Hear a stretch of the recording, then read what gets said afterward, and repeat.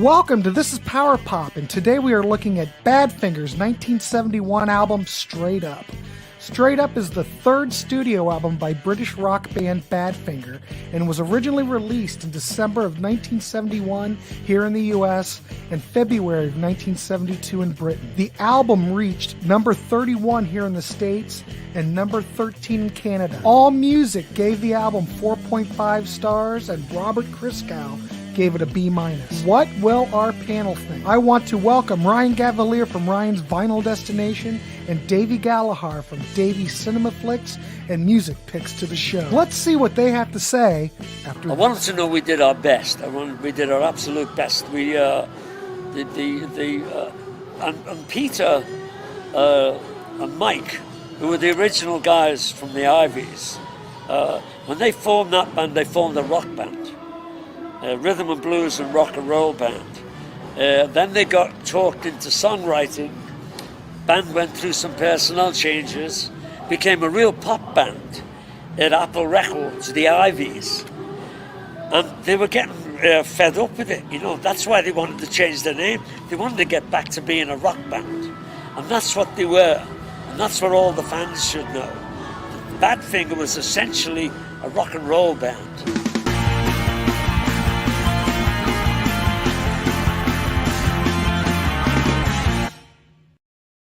Welcome to Grant's Rock Warehouse, and I have to apologize because David Bodis was kind of here at the last minute. Let me get rid of this because this is something else. So I want to welcome David Bodis here, last minute edition. So welcome. How are you tonight? And I want to welcome Ryan Gavalier and Davy Gallagher. You've seen both of these gentlemen before, but David's been on here, but it's been a while since he's been on here. So yes, sir. How is everybody tonight? And are you ready to talk some Badfinger? I was born ready. No. Go ahead. Davey, you were going to say something. Not ready. Is it too late to reschedule? Or are we live? Or? We are live. We got 9 people watching, so that's pretty good. I'll take that. I do want to give you guys some props. And before we get started, we did have a comment from one of the other chats that we've had. I believe it was from the Raspberries chat.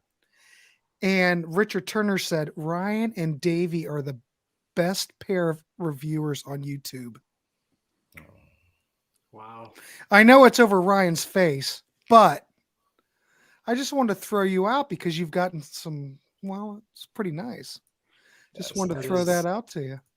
Well, I enjoyed the comment too because look, I'm like Godzilla with Badfinger underneath me when you put that up. Well, I'm going to get rid of it because it's in your face. No, put them back up. Okay, go ahead.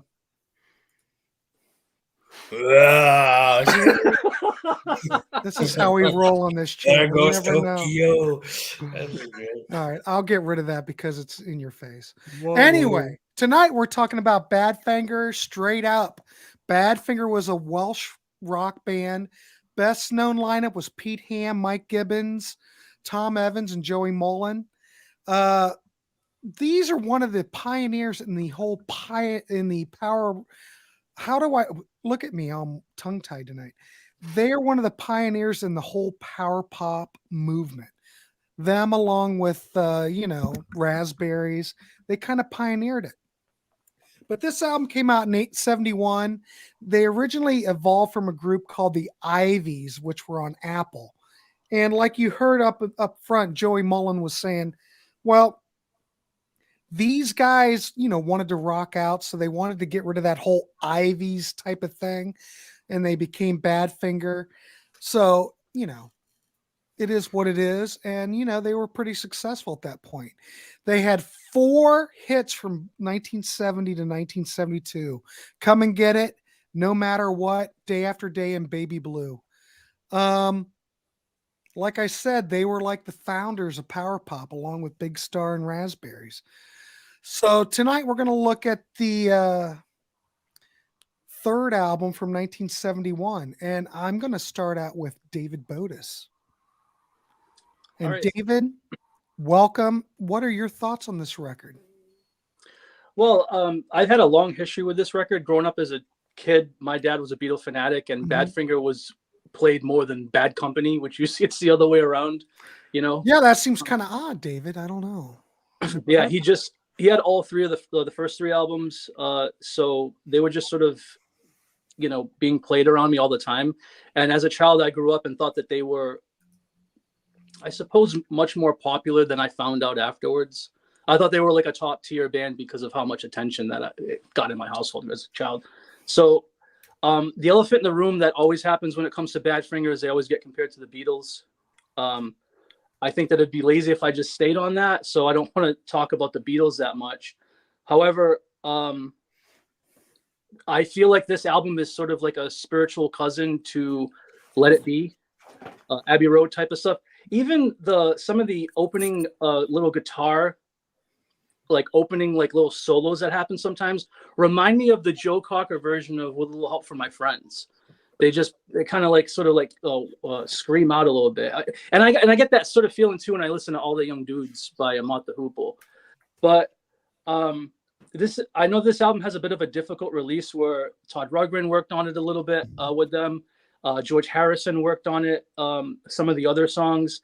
And I did a little bit of research beforehand, and I realized that there was even another producer before those two that came Jeff in. Emmerich. Jeff Emmerich, yeah, not just saying about the Jeff Emmerich. Yeah, familiar name, but I don't know my history on who he is and what he did.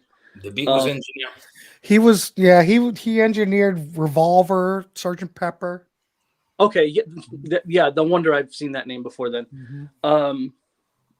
My favorite member of Badfinger is Pete Ham. I love his voice. I think that he had a voice that would have been able to carry, you know, this band into decades if they would have, you know, continued. It starts off with the ballad Take It All. At first, the ballads like Take It All and Name of the Game took a while to grow on me. When back then, it was more like the kind of Baby Blue was big. Day After Day is a masterpiece in my opinion. And then there's some more of those other songs that remind me of that All Things Must Pass and Abbey Roadish type of a sound, like I Die Babe reminds me of that. What's the other one? Perfection's weird, right? Because Perfection has that, it starts off with that like acoustic little riff that is like the riff from No Matter What. And it's not like they're not aware of it. So I almost, something's tongue in cheek there with the way that they're introducing that into the album. But unfortunately, you know, fortunately, I'm glad that you're putting some spotlight on this album because Badfinger really doesn't get talked about a lot. I always think of them when I think of Sweet, and you did a Sweet, you know, episode a couple of weeks ago about how they're forgotten. So like that's why I was like, wow, he's doing power pop Sweet. When is he gonna do Badfinger? And then you're doing Badfinger. So I was like, get me on here. Yeah, most people know Baby Blue because of Breaking Bad and how it was a big, you know, sort of like popped up as in pop culture again due to that. Other than that, let me let everybody else like say something and I can piggyback. Okay. Davey, we're going to do you. We're just going to go round the, you know, sure, clockwise. Yeah. Good summation from David's. Essentially, my history with Badfinger is reasonably similar, and like most people, it stems from the fact that you hear about them because you know they were another Apple act, and what's this? Paul McCartney wrote this track, and it sounds very McCartney-esque. And in fact, they just took Paul's vocals off and stuck it on for "Come and Get It." It's exactly the same backing track, but. You know, there's so many Beatles connections and Apple connections and whatnot it's almost impossible to count. And what I really like about this album is that it's half and half. It's half very much still we're under Apple core, but half very much, I really wish we could escape from this and do our own thing because we're trying to do a bit more than just be Beatles light. I mean, obviously there's a gap in the market for Beatles-esque music at the time. As we know from our other series, the Raspberries weren't really filling it when it came to the album charts and whatnot, and certainly weren't doing it in the UK at all. So there was a gap in the market in the UK. Interesting to say that they birthed power pop, because again, there'd be no such thing as power pop at the time. It's just pop music. It's just what the radios were playing at the time.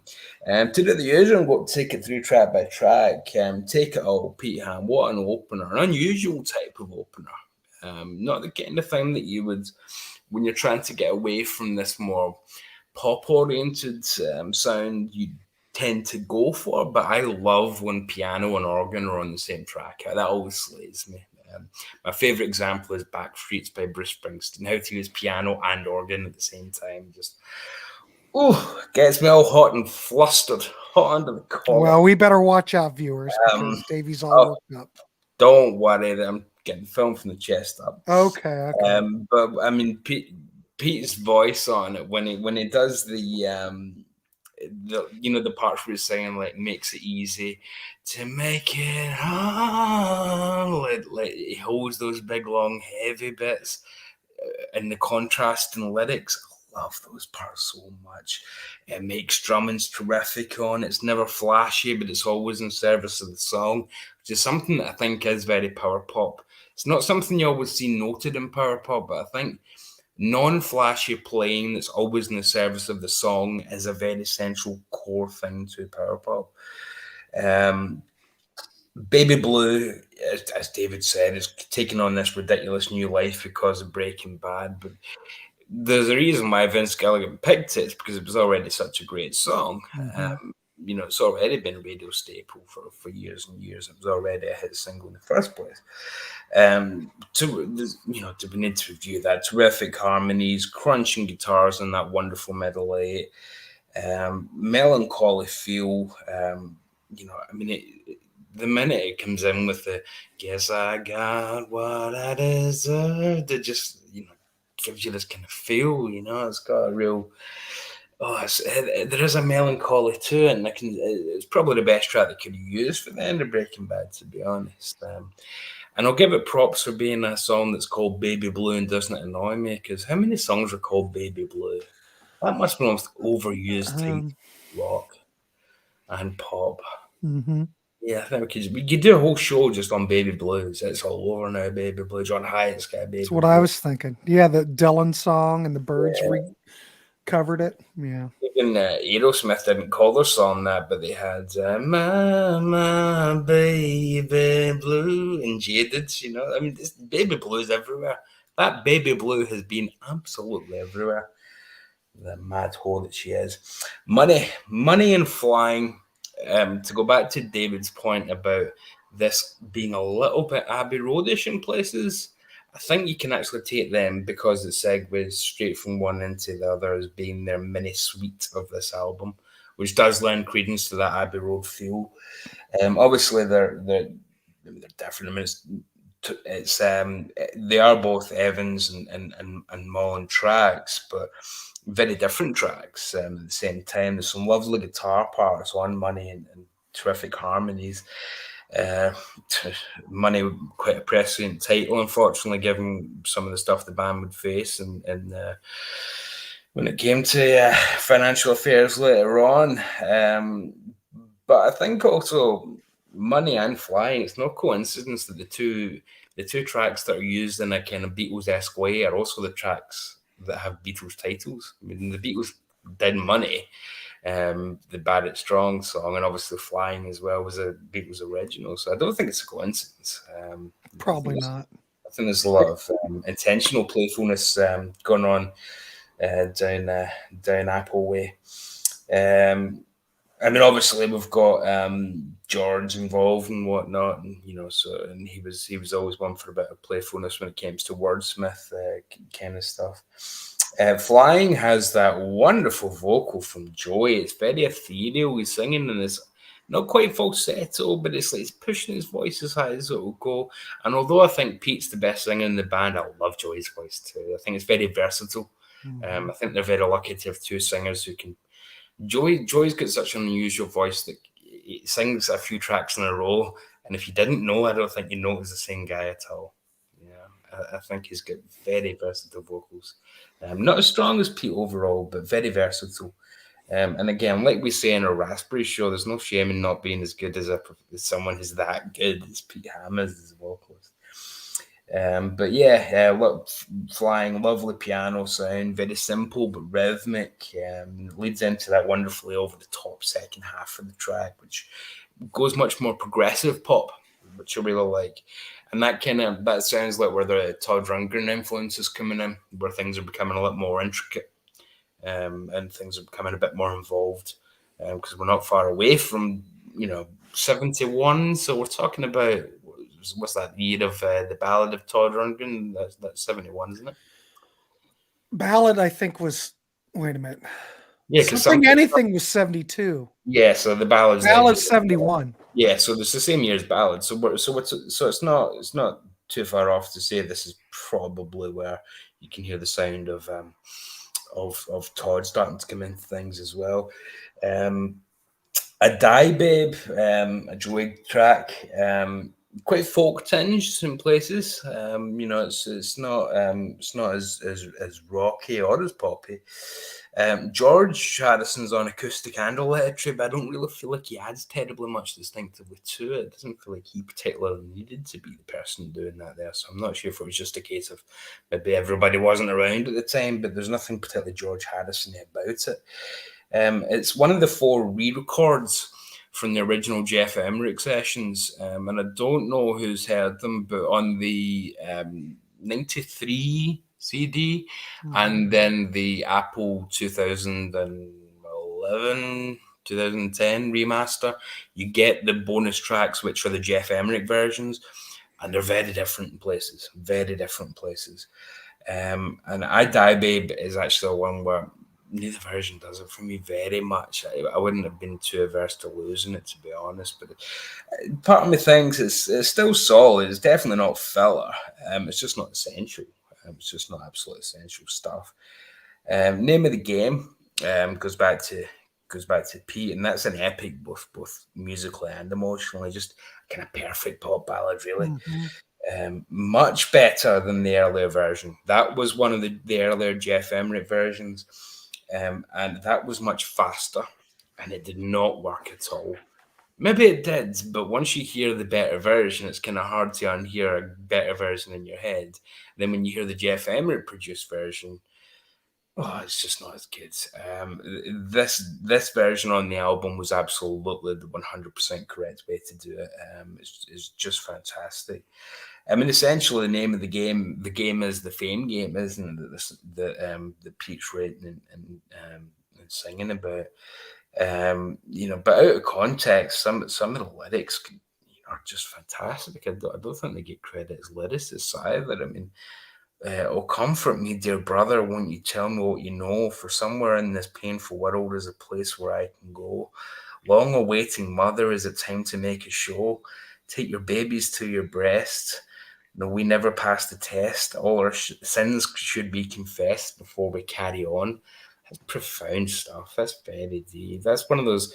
It's one of those lyrics that when you hear it sung, it's gorgeous, but when you even read it, it means something. It makes you feel something. That's I don't think Badfinger get the credit for that as being really good lyricists as well. To jump over to side 2, Suitcase. Wow, what a different change of pace from what we've just had. A Joy track, and we get, speaking of Apple friends, or should we call them Apple Scruffs just to be cheeky? Speaking of Apple friends, Klaus Verman joins here to play some bass. Leon Russell joins, but he's on guitar. He's not playing piano as we'd expect, although he does later on. This one though, Suitcase, is actually better in the original Jeff Emmerich version. It's one of the few tracks where I'd take the old version. So there's actually a better version of this album for me that I can make myself. Just by changing the track list, and I'm not pretending I'm a better producer than Todd Rundgren and George Harrison, but to get well, I suppose I'm better than George these days. He's not done much. But yeah, I mean, George was never a producer for, not great.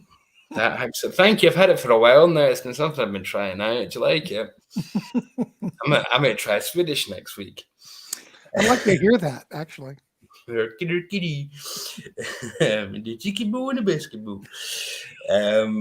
Suitcase though is again it is better on the 2000 and Ryan got that reference because he's a Muppets man. Yeah, 2010 reissue. It's still a really cool blues rocker though, and it is something different from. Mm-hmm. And that's always good. I always like it when a band does something different, even if it's not reinventing the wheel. At least they're doing something that's, hey, this isn't something we've done on the record yet. Let's try this. So although it's not as good as the version on the Jeff Emmerich sessions that you get as a bonus track, I'm perfectly happy with it. But the non-Todd Rundgren version rocked way harder, absolutely way harder. Although Joey's having a lot of fun here on the Today, yeah. He's really having a lot of fun on those parts. Yeah, exactly. A really gifted pop craftsman, which goes back to my point about lyricism and about writing these little parts, which that's what really elevates them. Yeah. In the way that on a Raspberry series, the sheer musicianship and songcraft of Eric Carmen is what elevates them. It's like there's always a secret weapon that elevates the real great bands for me. Sweet Tuesday Morning, a Joy track, lovely acoustic leads, and I love the accordion that comes in towards the end. Isn't that so cool? I mean, who associates power pop with accordion? But brilliant to bring that. It's brilliant. It's infectious. I love it. Yeah, and it's perfectly added as well. It's not out of place because it is a more folky track, a more acoustic track. That to add that on is just wonderful. And again, Joey's tracks are so very idiosyncratic. They're all over the shop. He's not writing the same kind of thing. He's not just always the rock guy or always the folk guy. He's all over the shop. Absolutely all over the shop. And again, you wouldn't know that following Suitcase, it was the same guy. It's just nuts. We go from something that, to use something that David referenced, that Joe Cocker could have done in Suitcase, to something here that Paul Simon could have done. To totally different sounds. Right. Totally different sounds. And in fact, to make a Paul Simon reference, we've already had a reference earlier on in Flying to Drinking Their Confidence Daily, just like a reference to Cecilia by Simon and Garfunkel. That's quite fun. Day After Day, I think that's one of their finest moments. I don't think that's a particularly controversial point of view. They are one of the bands, I think, who their best known and most popular tracks are actually among their best tracks, which sometimes we disagree with, but I think for Badfinger it is quite true. A Pete track with Joey singing backup. Leon Russell does come on piano for this one. George Harrison plays slide on it and does a great slide duet with Pete for part of it. But then towards the end, he does a very George Harrison part for about 30 seconds. I'd get rid of that. And that's not disparaging George Harrison, but I think, don't do a Jeff Lynne. Don't turn it into your track. Let Badfinger be Badfinger. Pete's perfectly, good enough to do this himself. You don't need to turn any. George is one of the most distinctive slide players going. So to have that there when they're clearly trying to make a bit of a break from the Apple Core sounds. Well, I will say, Davey, though, the tracks that George Harrison had a hand in, you can tell George had a hand in. I must give Todd Rundgren some props because his tracks, he seemed to let Badfinger be Badfinger. I don't hear that trademark Todd Rundgren production on his stuff. Well, see, I disagree because earlier on I picked where George Harrison played acoustic and electric, but didn't sound like George Harrison. Whereas here, it sounds like he's playing an exact outtake from, and I just mean his section, I don't mean the whole song, but he's playing an outtake from All Things Must Pass, so he's playing from Living in the Material World. So I think he's playing that slide guitar thing. Yeah, which should, it's just, I don't know. I just think it's overshadowing them on their own great track, which is great enough without George. If they didn't have a slide player, thank you very much, Rich. If they didn't have a slide player, that would be perfectly acceptable. But they do. Pete can do that wonderfully, so you don't need George to do that. Well, we had George doing it, so what are we going to do? Pete can do that himself. And oddly, Savatage covered this track. Probably the last band you'd ever want to cover day after day, but Savatage covered this track. And it's one of the worst things I've ever heard. If you're ever thinking of Googling it and YouTubing it, don't. Yeah, that's your review. All righty, super. Yeah, because that's the kind of track I'd want to hear. However, can you imagine me walking into Applecore saying, hey, I don't think you should have George Harrison playing on this. I think it's a bad idea to let people know a Beatle is on your track. No, I think commercially it's still a good idea to have George of the jungle, watch out for that tree. George, I would have all over the marketing, completely acceptable when you're trying to have a hit record. So maybe a little bit of George Slade is acceptable here. No, I like George. I love All Things Must Pass, and I love Living in the Material World. Some of that later 70s stuff. Sometimes is another Joey track. Again, he finds something different to do here. Just like the guy just does not stand still. I love it. He's a popinjay of the highest order. I absolutely love it. He finds new ways to add a texture to the album over and over that's completely different and just stops it being repetitive. I think him and Pete both this great gift have been able to come up with styles that mesh and are complementary but aren't identical, even to their own tracks. It's not a massively original track, but it's a good toe tapper. It's got some great dropouts and pickups, very simple chords, but I love the way that all the music just dips and then it'll just be a bit of guitar for 5 seconds and then everybody comes in again and then it drops again. It's fantastically fun and it just keeps it from feeling like just a generic rocker. And then Perfection at the end is the kind of strange one for me because I've mentioned the ones where I like the Jeff Emmerich or I like the Harrison Rundgren ones. Here, I like a bit of both. So I'm going to need to get a remix done of this and really mesh them both up because, there's one thing I love about the Emmerich and there's one thing I love about the Todd Rundgren. The Emmerich one has this terrific synth part. Terrific. And it is not on the album at all. It is missing entirely. And it's this really cool early 70s synth that sounds terrific. But the album cut has all this weird percussion stuff that Todd Rundgren wanted to add. It's everything from cowbell to coconuts. He's not just doing drums and things to be added. It's all sorts of percussive ideas, bongos and everything are added. So I'd take both of those and meld them together. I'd have the organ or the synth part, and I'd add the Todd Rundgren. Todd's also removed harmonica from the outro. I'm not particularly fussed about that. I don't think that was 100% necessary, but maybe in the original version it was a bit more necessary. But in my remixed version, soon to be released, it's a bootleg. Don't tell Apple. I think it'll work perfectly. So yeah. I think it's a terrific example of how overdubs can completely alter the feel of a track, because the synthy version and the percussive version are completely different, despite it being exactly the same track, except for what the producers add, not the band at all, which is quite fascinating to me. So it really is an exercise in production. And the great thing is these releases have the bonus tracks with the Jeff Emmerich version, so it's not as if it's some obscure thing where it's like, oh, how can I hear that? You can, the CD versions have them, the 93 cuts and the 2010, whatever it is.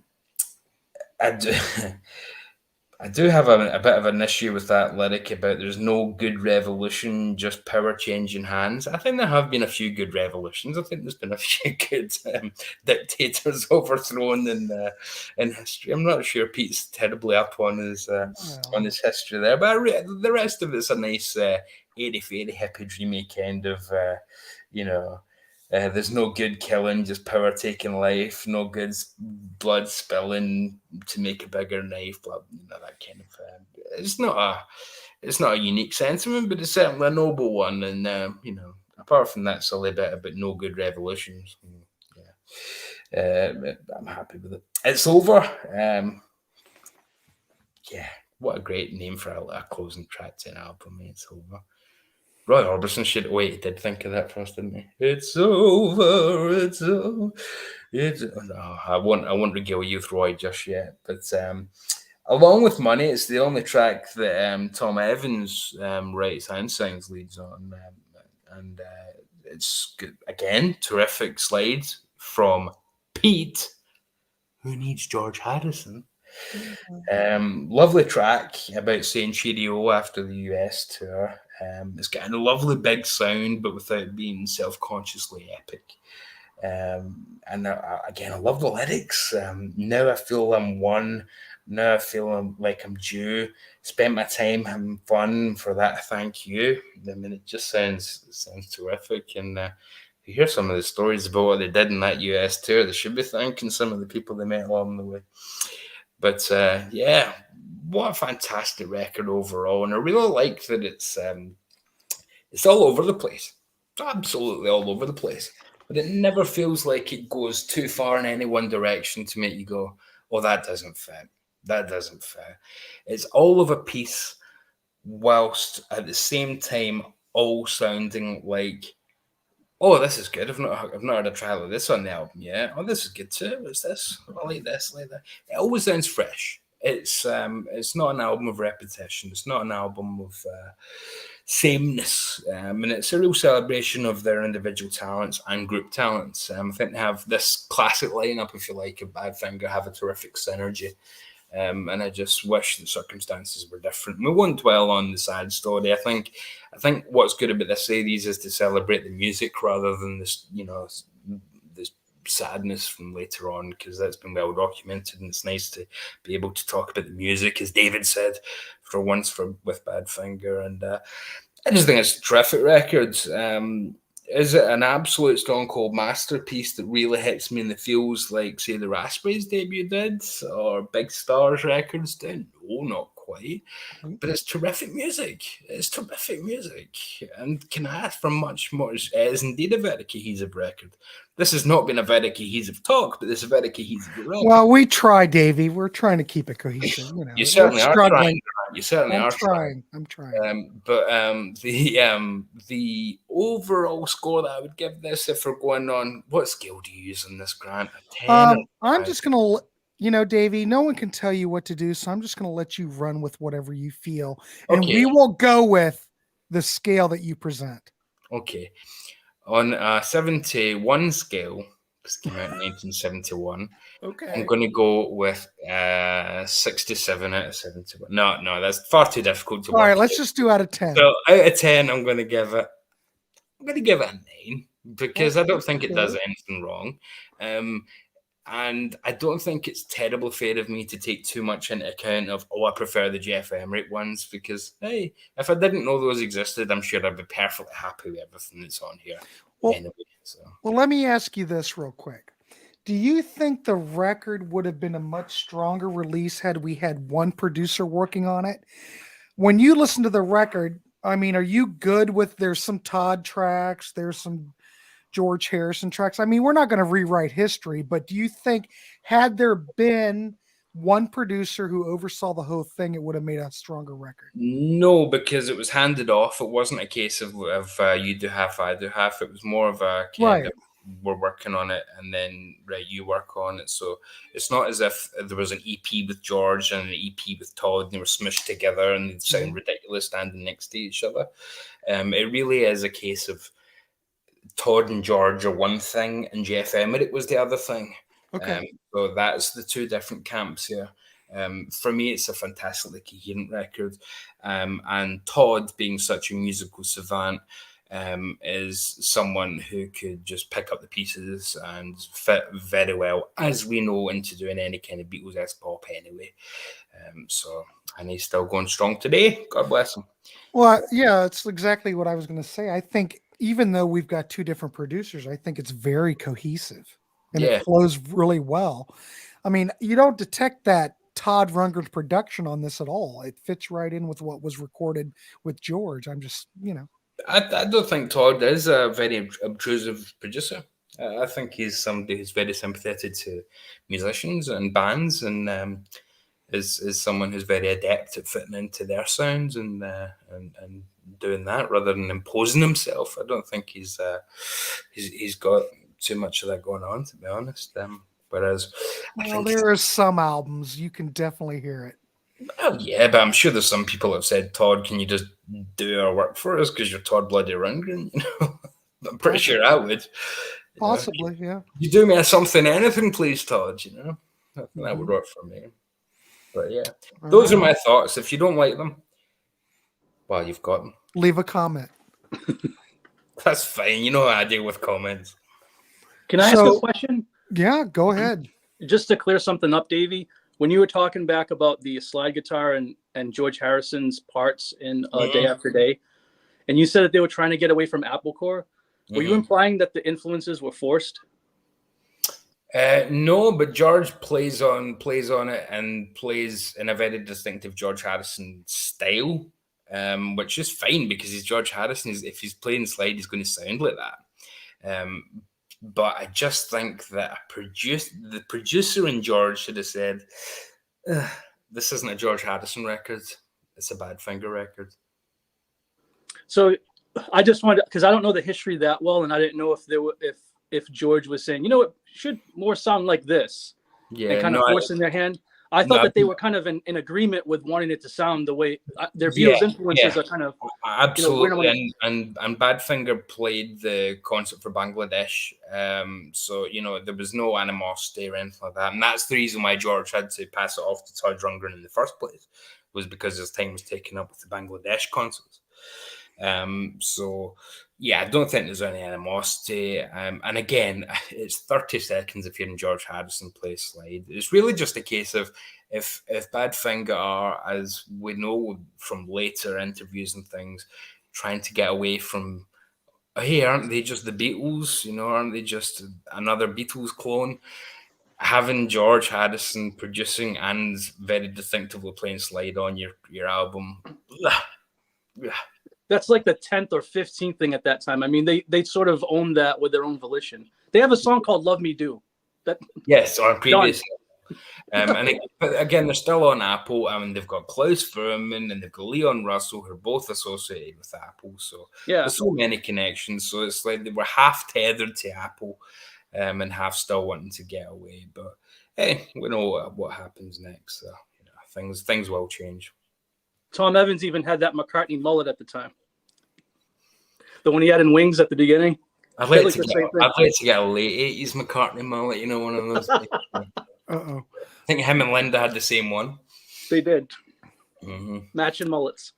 All right, we got Rich has a comment. He said, Davy, that's not true. And I said, what's not true? And he said that Todd isn't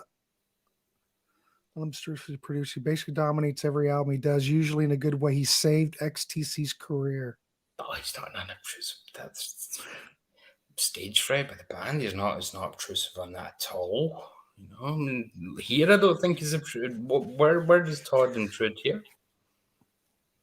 I don't know. Let's see. Rich, where does he? Rich, give me an example. Give us an example. Well, we can come back to Rich. I love it that we're just talking about this, whether we're talking about Todd, Badfinger, they're all related. So, but yeah, Rich, get back to us. Give us an example where you think he really got involved in this record. I don't particularly hear it myself, but maybe you hear something. Maybe you've got something to add. All right. Well, we'll come back to Rich. Anybody else have anything? Any other questions real quick before we jump over to Ryan? All right. Ryan Gavalier. What's your thoughts on this? All right. So let's see here.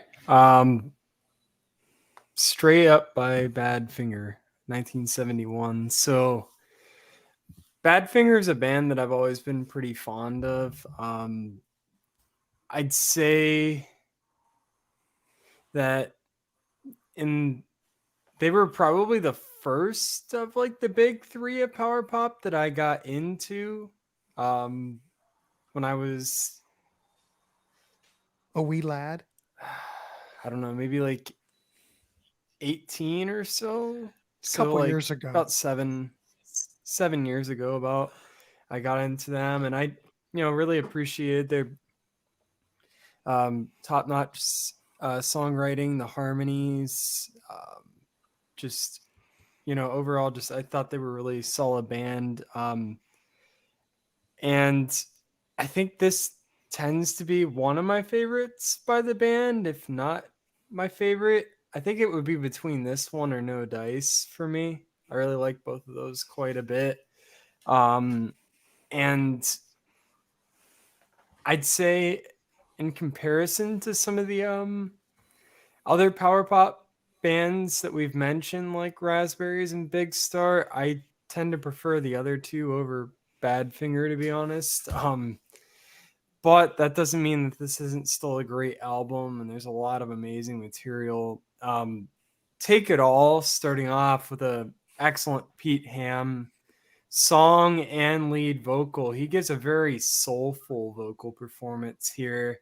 And it is especially pronounced with that organ and the piano too. It gives it a really great, I said, soulful feel, larger than life. It just right off the bat gets you in your feels. And I also do think that Todd, his production here is really, really top notch. I think Todd's songs on this album especially sound amazing, but I think George does a really great job too. But I think Todd and Badfinger were kind of a match made in heaven, to be completely honest. Just really great separation of the instruments, great drum sound for 1971. I noticed listening to this album. Yeah, They really, really pop, but it also doesn't sound too loud. It's like perfectly in the mix, and they really just sound like drums. You don't have any of that cardboard shit that you would hear on some albums at this point in time. Just sound really great there. Baby Blue is a classic. I mean, how much can be said about this song that hasn't been said? I mean, right from those first chords, fantastic Pete Ham vocal on here. I love the little strums during the verses of the guitar. Just a nice, really clear, full sound there. Hot Girls Here. oh boy. Here, we'll pop that up. So anybody interested in some hot girls, there's your link. But I don't think they're here. Well, I think it's quite the opposite. But I can put the user in timeout or block them. We'll block. Come on. No, blocked. Oh shit! How do I get it off of there now? Click okay, I can go back to that. It's gone. All right. So there you go, kids. No, for half a second that says that hot girls are unobtrusive producers. That was quite wonderful. Yeah. So back to what I was saying before I was rudely interrupted. By hot girls. Yeah. Yeah, just great Pete Ham vocal. I love in the middle of the song, he's like, what can I do? What can I say? When he hits those higher notes, it's just like, holy crap, this is so good. My God, yeah. Like moments like that really get me in my feels on this album. And yeah, just overall, just a tremendous tune. I mean, great chorus.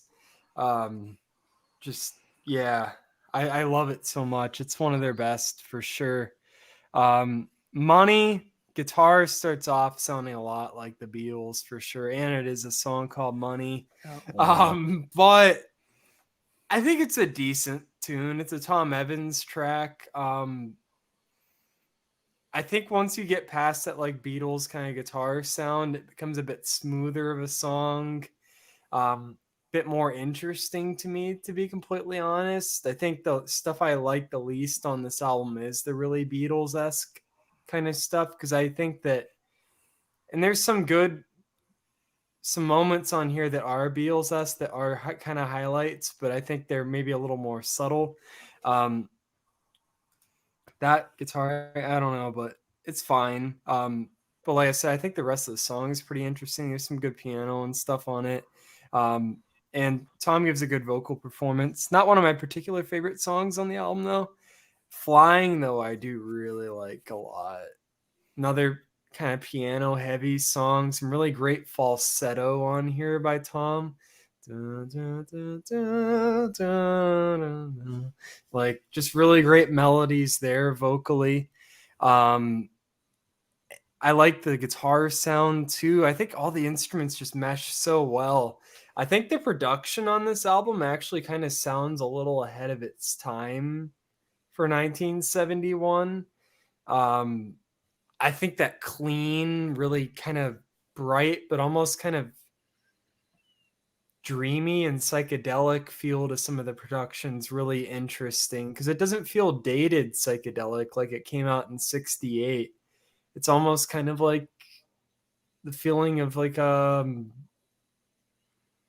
I don't want to say modern, but kind of contemporary feeling psychedelic. Like it doesn't feel too far out of the dated. Some of the stuff on here, some of it does feel kind of dated. So I like that song quite a bit. I Die Babe, first George Harrison produced song. I think it's decent. It definitely is very, very Beatles-esque. Which I don't know. I mean, I think from how the album's starting off, I think that's kind of a disservice to it. It's not bad. It's just, I'd rather hear them doing some of the other kind of more interesting stuff that they've done so far. But Name of the Game is gorgeous. This song is awesome. And this is another George Harrison one. I think his production on this one is beautiful. And obviously it's a great Pete Ham written song, and vocals by both Pete and Tom Evans. But I think this one, a lot of gorgeous piano again.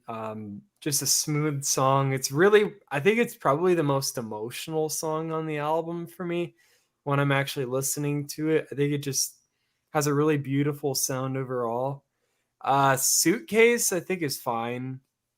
I don't know. I think the beginning guitar, honestly, it's interesting, but it's not really my kind of style of guitar. It's kind of Beatles-esque, kind of southern rocky kind of feeling. It's not surprising Leon was playing on it. Mm-hmm. It's cool though. The song's interesting though. It has a good energy to it. It's definitely one of the more up-tempo songs so far. And it is a Harrison produced one also. I think Sweet Tuesday Morning is another kind of beautiful type of song for me. It's, it's back to Todd producing again, and I think that's good, honestly. This one's Joey Molland. He wrote the song and gave the lead vocal, which I think sounds great. Yeah, it's a pretty awesome song. I think it's kind of a smoother song, especially after Suitcase, but it's just a really beautiful one overall. Day After Day, I like the song, but I don't like the slide playing. I think it's too much George Harrison having his hand in, honestly. I think that always has kind of stood out to me with the song. And it's obviously, I'm not trying to knock on them too much for sounding Beatles-esque because it was intentional. I just think that the material on here that doesn't sound that way tends to be better for me. Or the moments that aren't like that, I do tend to prefer. I think the song overall is really beautiful. I mean, you have a lot of great vocals. Pete does a lead vocal with Joey Mullins. There are some great harmonies as well. And I think once you get out of that slide guitar part, I think the overall sound is really kind of dreamy, like I said before, and interesting. I think it's a beautiful song, but I would have just kind of nixed the slide for my personal taste, but I know that probably made it a bigger song because it was in there. So, and they made the right decision, just not the decision I particularly like. Sometimes it's a pretty cool song. I think that on this one, it ends up being not a very heavy song. I mean, it has a very Beatles-esque feel, but at the beginning of it, you kind of have a heavier type of guitar sound than we've gotten on a lot of the other songs in that intro, which is pretty cool. I like that on this one. And then It's Over, which we're going to get to. There's some really cool melodic, distorted guitar parts starting off the songs. And it's interesting because I feel like it's similar to some guitar parts that we would hear later on Big Star's #1 record. Not that it is like the similar guitar play parts, but similar kind of sound as songs like When My Baby's Beside Me and stuff.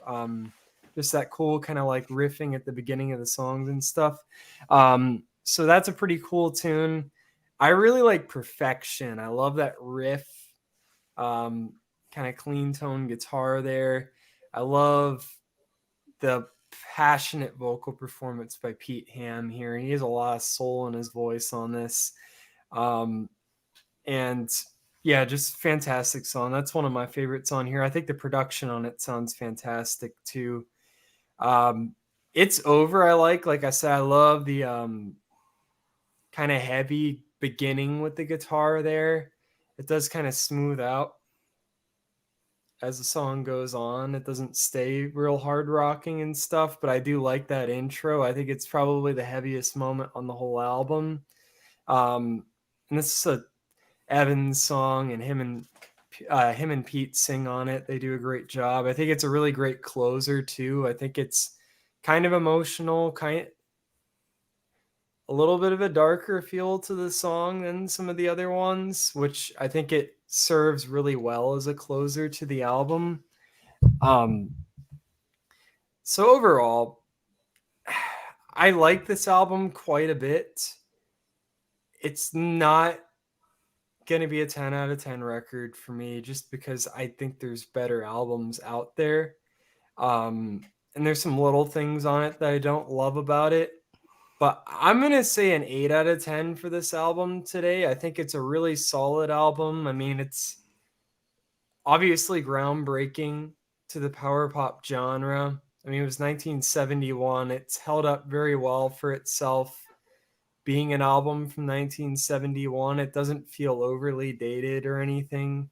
I mean, I think that there's some little things like I said, like the slide guitar on Day After Day, I don't really love and stuff. But overall, I think it's really strong. A couple songs aren't really quite as memorable as some of the other ones, but I think there's a lot of tremendous harmonies. I think there's great songwriting. The production is real top notch. I prefer Todd's production to George's personally. I don't think many people are going to fight me on it. I think Todd's a better producer than George is, and I think it's easy to see that as well. Although I think George does a fantastic job too. And yeah, I mean, you have some classic tunes like Baby Blue, Flying, Name of the Game, It's Over, Day After Day, Perfection, etc. You have a lot of really great tunes. So yeah, I'm going to say an 8 out of 10. It's a solid album. Not the best. It's not #1 record. It's not, any Big Star record, but Yeah. But I will say, It is interesting. I do think that Badfinger, when you were looking at these three biggest power pop bands, I do think they're closer to the territory of where Big Star is and than the Raspberries in terms of maturity of the sound, in terms of Overall depth to the songwriting. I mean, and as much as I love the Raspberries, I feel like there's a certain fullness to the sound here that kind of gets me a bit more into that near Big Star type of feel. So yeah, I love it. It's a great album, but not my favorite of the time or genre. So it sounds like to me you're kind of looking at everything and basing everything off of the greatness of Big Star, correct? It doesn't get better than Big It Star. doesn't get better. That's Well, so I I can't can't give it argue a with. 10. I can't argue with that. Doesn't get better than Big Star. No, when it comes to this genre, I really do Yeah. think Big But when- Star is the best. Big When Star we- is Big Star is the North Star when it comes. When to we hit side 3 from the Raspberries, I think that's where they really come into their whole power popness, if I want to say that, you know. Yeah, although I think a bit like this, it's great music, but it's never as emotional as Big Star is as well, which is part of the whole affair. But there's a lot of emotion here. I mean, Pete Ham, There for is. crying out loud. Holy There is, crap. but there's not as much emotion. So it's like as we talk about in our Beach Boys series, there always has to be a bar, and for me, Big Star is the Pet Sounds of the genre. So to not be Pet Sounds or not be Big Star isn't a criticism. It's just your second best to something absolutely sensational, mercurial, once in a lifetime. There's no shame in that. There's no. Yeah, these guys are still tremendous, though. I'll listen to Badfinger anytime. I mean, it's better than a lot of other music out there. We'll put it that way. But if we're looking at this genre, and celebrating this genre, I'm gonna be looking on a scale of the genre, and for me, nothing gets better than Big Star. So yeah, it goes from Fountains of Wayne to Big Star. I like Fountains of Wayne. I can't argue with that either. Fountains of Wayne they were great, and we're going to hit them eventually. Were they? No, I think it's great stuff. Think about it, the era when Fountains of Wayne was out, there was nobody else really doing that. true. At least they were keeping it alive, Davy. I'm just saying. Yeah, is it as great as Big Star? No, but at least someone was doing it. And I'll tell you, you listen to a Fountains of Wayne song, you can tell who it is. Yes, you can see that, but the Spice Girls too, of course. I'm just saying, it's better than nothing. You know what I mean? The Sound of Silence can be quite powerful. Oh boy, this is going to be great when we hit this. Can I David, Phil, go ahead. Yeah. So Ryan, when you were talking about the Beatles influences, right? I definitely hear it in It's Over too. And when I hear it that is riff, there. Yeah, I can hear like 1, 2, 3, 4, 5, 6, 7. Like the end of I'm drawing a blank. Abbey Road. You never give me your money. Yeah. The end of the you never give me money track. I disagree with Ryan and Davey, I guess, because I think that these Beatle influences ameliorate the album. Like it seems like an augmentation. I happen to like them. But it's not like we really disagree that much because everybody here likes this out. You know what I'm saying? But I just happen to like I dive right in to I Die Babe. The way that the drums and bass sound, I want like 30 more songs like that. Like give me more. I agree. I agree with that. That's fair. I would say that I don't think influenced by the Beatles is bad. I think some of my biggest criticisms there was when it just sounds like the Beatles. Sounds like the Beatles, yeah. And that's where I'm at. I don't mind influence. I mean, every musician post the 60s has been influenced by the Beatles in some way. So I feel like that's fine. I think it's just like on Day After Day where it is literally George playing and it sounds like George and it's like I don't know. And that's not even the Beatles, that's specifically George solo because he develops that much more in his solo career. There's Ryan's right, there's a difference between a slight influence and God, you don't even want to say copying, because it isn't copying. It's just it was the sound of pop music at the time, and the Beatles had obviously defined what that was for a generation. And there was obviously a gap in the market because the Beatles had. I don't know if people know this. The Beatles split up in 1970. I don't know if that's popular knowledge or not, or if it's something that people need reminded of. But no, so obviously in 1971, there will be a lot of people who, just like yourself, David, would say, why the hell would I complain about having something that sounds Beatlesy? This is great. I've got more kind of Beatlesy stuff. So it makes perfect sense to me why they would want to. Just like Ryan said, for my preference, why wouldn't I just listen to the Beatles then? Why wouldn't I listen to George solo? Because they broke up and there's no more new music, like you said. So I guess that's... And there still is a market for that. I've got George's solo albums, I've got John's solo albums, I've got Paul's solo albums, and there's plenty of all of them. But we all want the more. only one that even I think even sound Beatlesque are the Paul solo records. I and think not that all those. I mean, there are certain ones. If you listen to Ram, maybe that would be. But... If Badfinger aren't getting unfairly compared to the Beatles, they're getting unfairly compared to Big Star or something. Like, I don't relate Badfinger to Big Star besides the fact that they just happen to arbitrarily fall into a power pop label that was generated by whom? Do you know what I'm saying? Another thing is, like, when the Beatles came out and the British invasion started, tons of bands sounded like the Beatles, and they're championed for that. Fast forward 7 years later, now they're hacks.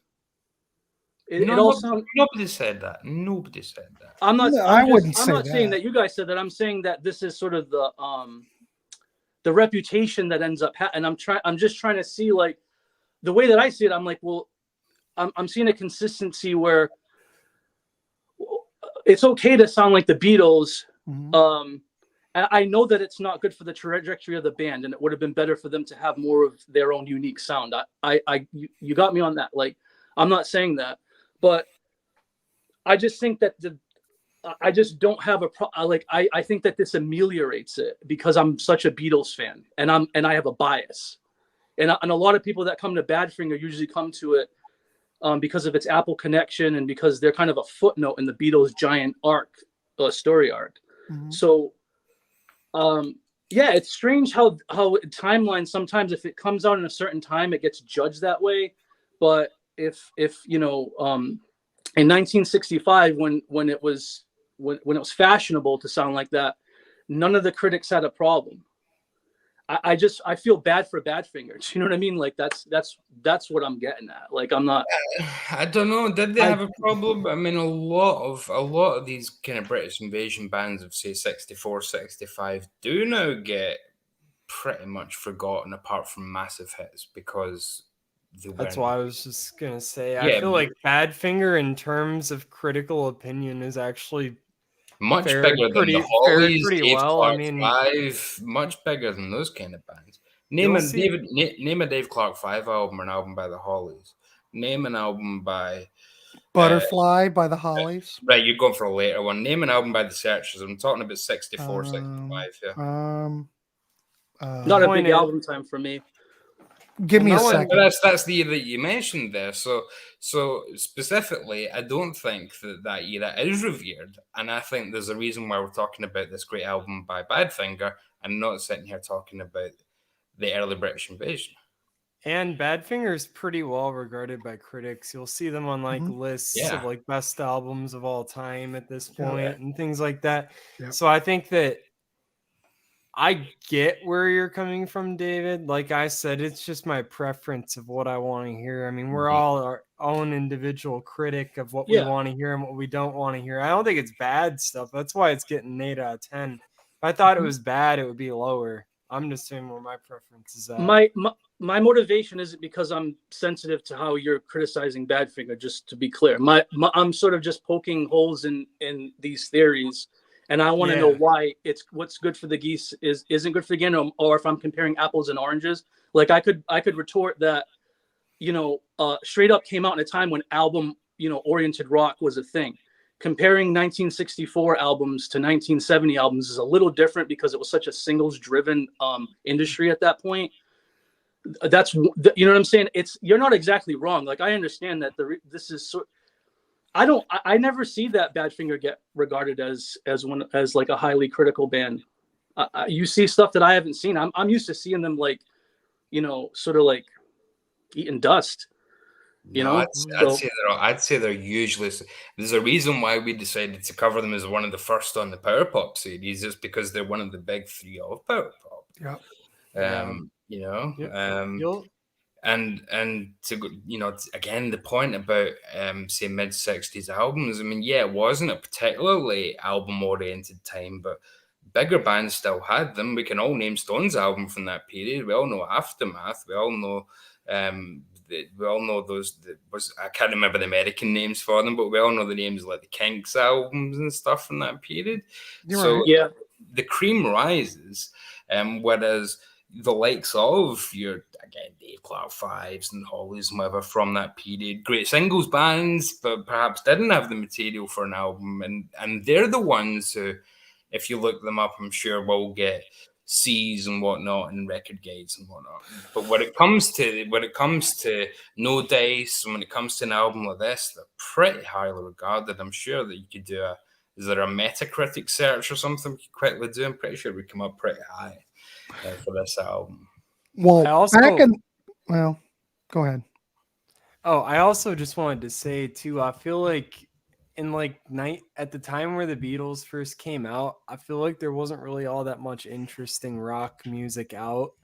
So I feel like at that point it was fresh to sound like the Beatles, and people were going to be a lot more forgiving of it, because it's like, oh wow, this is literally like the only good sounding rock that's really out right now, because all we have is like, rockabilly before, which was not really in fashion too much anymore by the time the Beatles came out as much. So I feel like once 71 comes around, it's like music had changed quite a bit. Like you already had Led Zeppelin out, you had Black Sabbath out, you had ton of other bands, a ton of different sounds. So I feel like at that point, maybe for critics, sounding like the Beatles was a little stale at that point, because it was already past a little bit. You'd also had years of everybody following whatever the Beatles did. So, hey, the Beatles did Sgt. Pepper's, we should do a Sgt. Pepper's now. I mean, even, Satanic Majesties with that ridiculous clone cover. So I guess there was a point where, as Ryan said, it was like, can we just come up with something fresh that isn't following from what's been, even copying themselves by having George do his signature sound on the Badfinger album. But again, it's not a bad commercial move. It's a smart commercial move, because there's a hole in the market at this point. And as I raised the point recently on, I can't remember what show it was, probably the Raspberries actually, people were ignoring Paul McCartney at this point.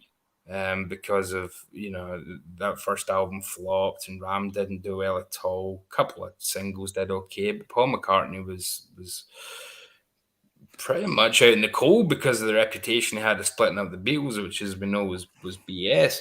John Lennon's solo album, the Plastic Ono did well, and Imagine did well, but they were very idiosyncratic records. All Things Must Pass was the biggest seller of them all, which is quite bizarre, I think. It's a triple album, so.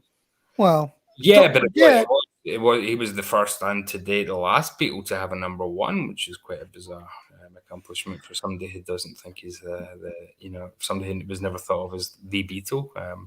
Still in the UK, the first and last Beatle to have a number one record. So. Well, that's because the record sales are pumped up like double or triple because it's a triple album. So he's kind of having like performance enhancement. If you have a double album, it's going to hit number one. It only has to sell half as many units to get there. That goes to sales, but it doesn't actually go on the album chart that way. Not in the UK anyway. Oh, it does in America. So we're mixing that. Like McCartney and Ram were hits over here. You're saying that they flopped in the UK? Oh yeah. Were they hits? Was Ram a hit? What did they get to in the UK? Well, don't forget, this is that era where Jan Wenner had a problem with Paul McCartney. He wanted to be buddies with John Lennon. We go back to your Rolling Stone love every time. It did, but they tore Paul McCartney apart. Yeah, I mean, it was unfair. When the original reviewer submitted its review for Ram, Jan Winters went back and said, "Hey, can you rewrite this, because this is we're not going to publish this because it was giving him a good review. Yeah, Ram did get to number 1 in the UK, and then fell completely out. So at that point, though, you're competing with yourself in terms of, it's a bit like these blockbuster movies. It's not about if you get to number 1, it's about how much money you're taking overall. And Paul McCartney's albums were doing that after the Beatles fans bought them in the first week. Whereas Beatles albums used to stay in the charts for months and they had to stop pressing them because they had to make the new one. So you're competing with yourself at that point. I know that in the US, Maybe I'm Amazed was big. Uncle Albert was huge. I've looked up Billboard, and I think that was like the number 1 played song on the radio in 1971 in America. Correct me if I'm wrong in the comments, but I was surprised. I was like, oh wow, this is bigger than I thought. No, it was big. Yeah, you're right. Yeah, I mean, which is unfortunately not in UK, but he made up for it. And that's very Beatlesque. So that's why he formed Wings, is because he wanted to be anonymous. It was getting such a bad rap. I mean, the two people that came out of the Beatles worst were Paul McCartney and Yoko Ono, completely unfairly for But we're not doing a Beatles show today. It's kind of, we've turned that into one, but totally went down a tangent. Yep. Someone in the comments is going to call us out on it, but that's okay because I don't mind tangents. As long as we're having a good discussion, that's the only thing I care about. Well, so what do you think of Badfinger, Grant? I would give this, I agree with everyone else. I would give it a solid 8. I personally think I agree with everything that everyone has said. I would give it an 8.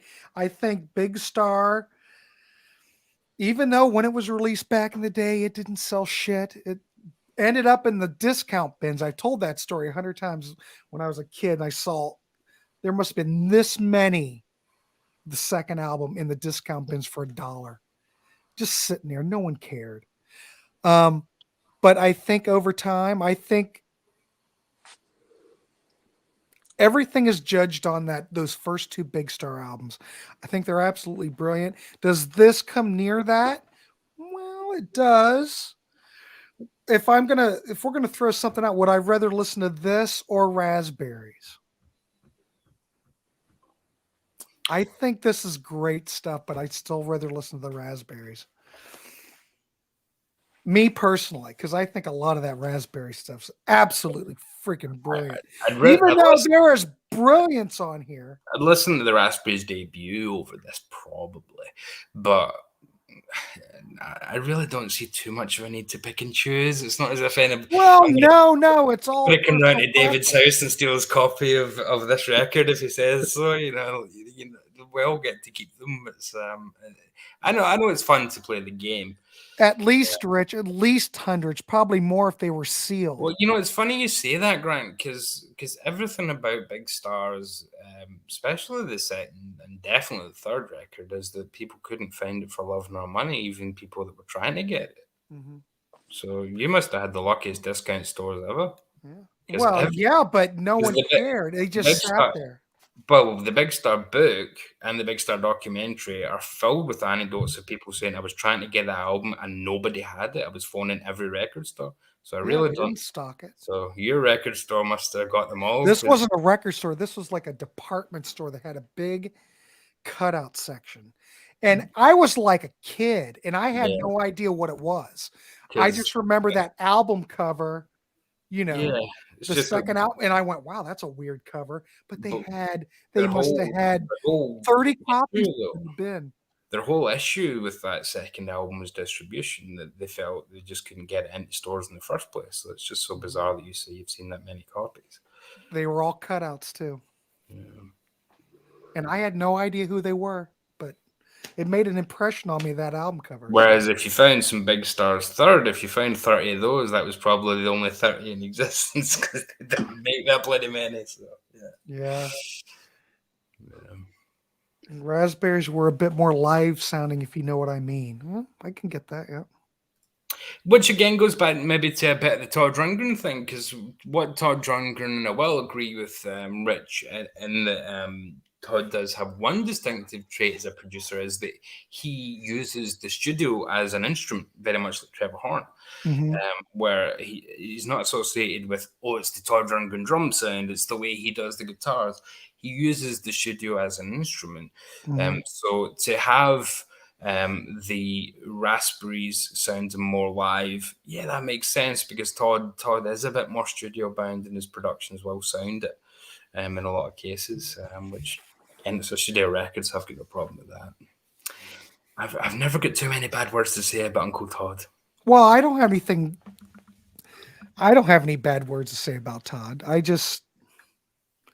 a minute. I paid quite a bit for my copy of Number One Record. Well, Rich, how much did you spend? Aren't you in Australia? I can't remember where you're from, or New Zealand or something. All right. So Ryan gave it an 8. Davey, you gave it an 8? 9. A 9. Holy Mhm. crap. David Bontis, what do you give it? Out of 10. I thought like an 8.5, 8.59. Yeah. God, Ryan and I are low. Crap. No, we're Well, Negligible. a point. believe me, I love this record. Do you know what? A point is one track that you maybe didn't dig quite as much. The big question, Grant, is we've all answered it, and you've pussied out so far. Okay, what's your question? Give me a question then. George Harrison, to slide or not to slide? I like George Harrison slides. I don't think it takes. Yes, I don't think it takes away from anything on the track. Oops, I hit that button. I don't think it takes away from it. I think most people, after all this time, I think people would rather have George playing on this track than not. Mm-hmm. And I don't think the casual fan could give a crap. We care because we're all into this stuff, but most people, and this is the version that we have. There's no, it's the definite version. I don't have a problem with George on it. They wanted him to play on it, evidently. They okayed it. Mm-hmm. I don't have a problem with it. I think it, and as a slide player, George Harrison's brilliant. Let him play. So Pete Ham, so's Leon Russell, which is whatever, which is what I like about having them doing their own slide parts elsewhere in the record. We've got George doing his slide part, and it's what it is. I'm fine with it. So if you're watching George, he's dead. I want a George Harrison. Oh my God, Ernesto! About damn time. Where have you been, for God's sakes? Here's the traditional Ernesto. I'll catch up later. Yeah. I want them to put a George Harrison slide guitar right inside of Neil Young's Harvest album. I want them to put a George Harrison slide guitar right inside Carole King Tapestry. Oh my God, name all your favorite. I want as much as I can possibly have it. He's a brilliant slide player. I'll give him that. It is what it is. It doesn't take an okay slide player. He's not Dwayne Holman. All right, he's not Johnny Winter. Discussions about that.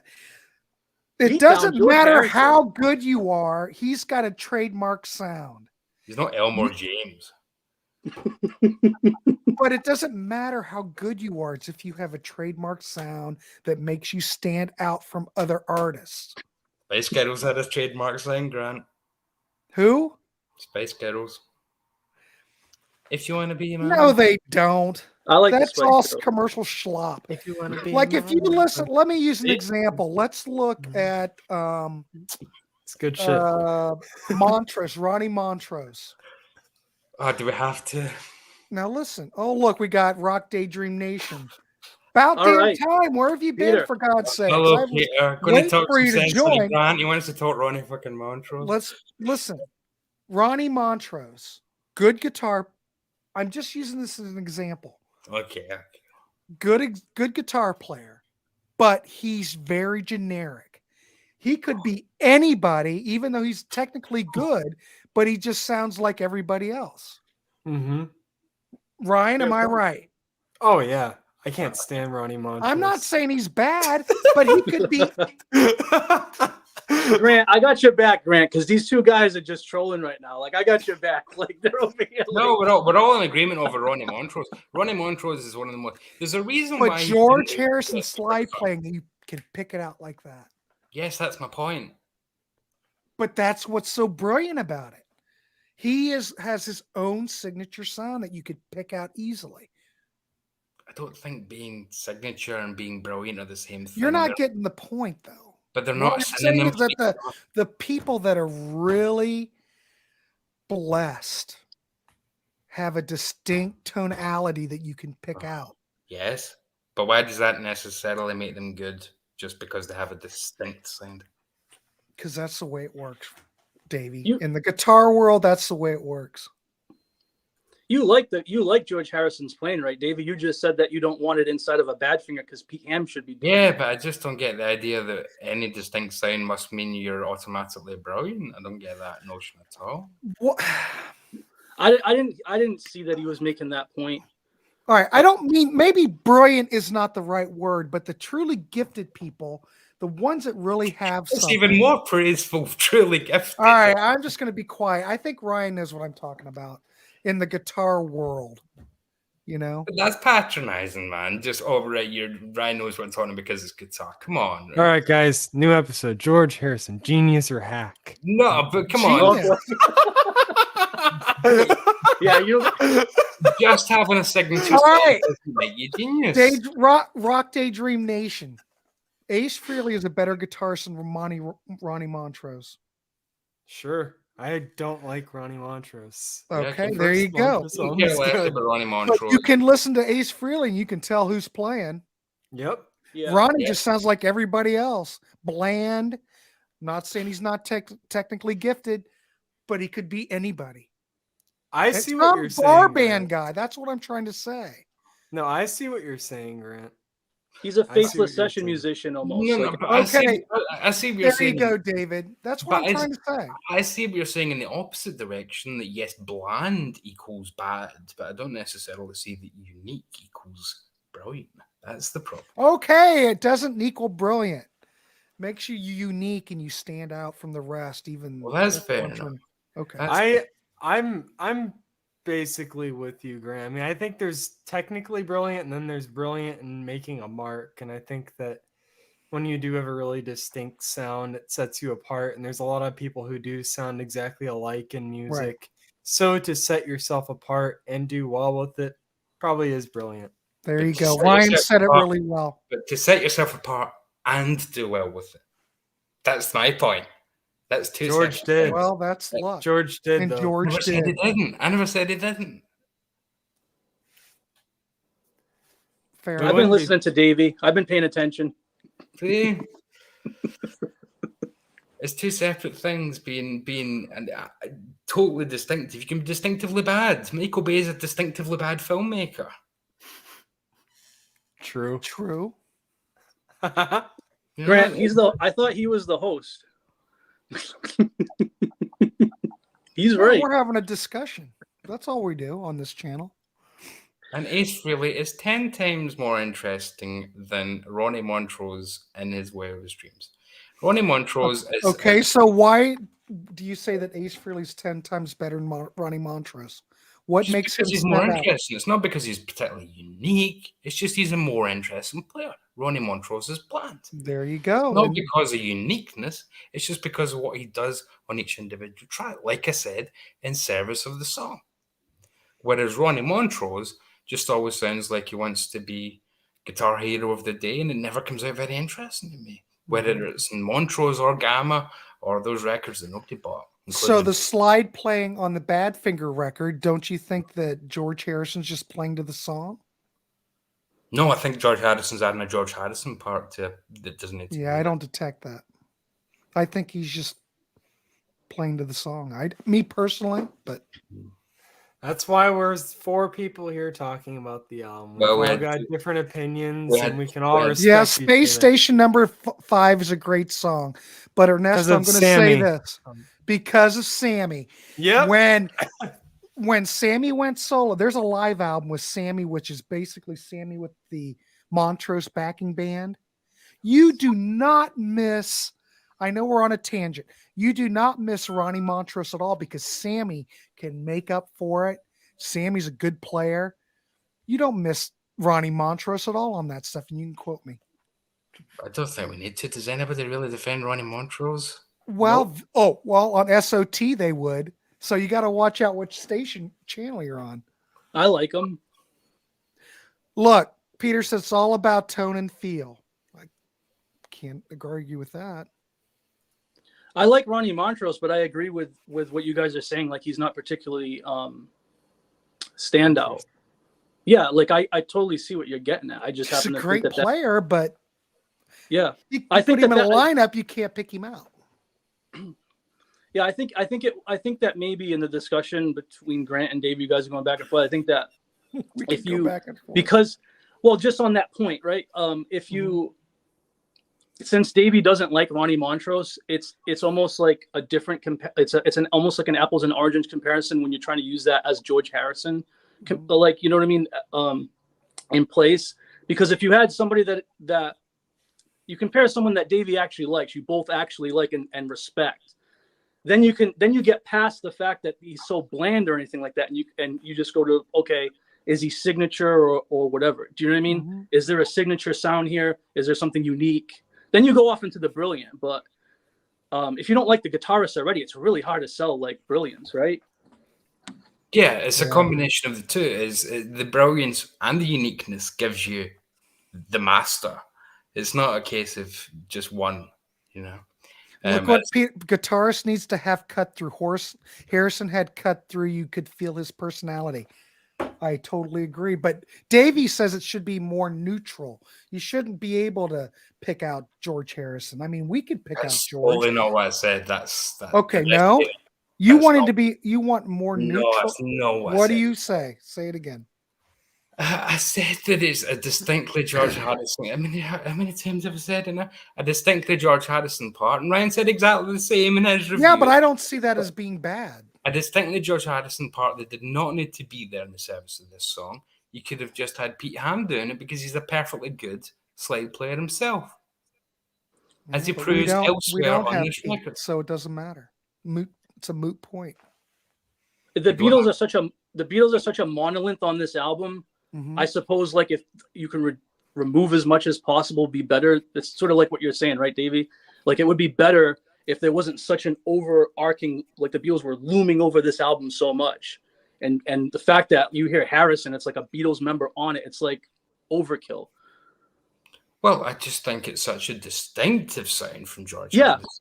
Yeah, it sounds too Beatles. Like, it's like too much Beatles. It takes you out of listening to Badfinger. Right. Yeah, I totally get what you're saying. We both which is the point I made an hour ago. Yeah, but we like to beat a dead horse. We do. We like to. Well, I think we want to get into Animal Cruelty in a minute. I mean, as Peter said, it's all about the tone and the feel first. And the tone and the feel of the track did not need George Harrison's particular slides to be added to this. Didn't need it. It was still a perfectly fine song. Yeah.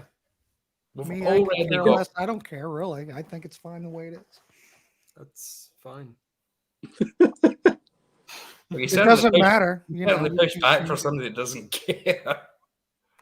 Well, I'm just trying. I give up.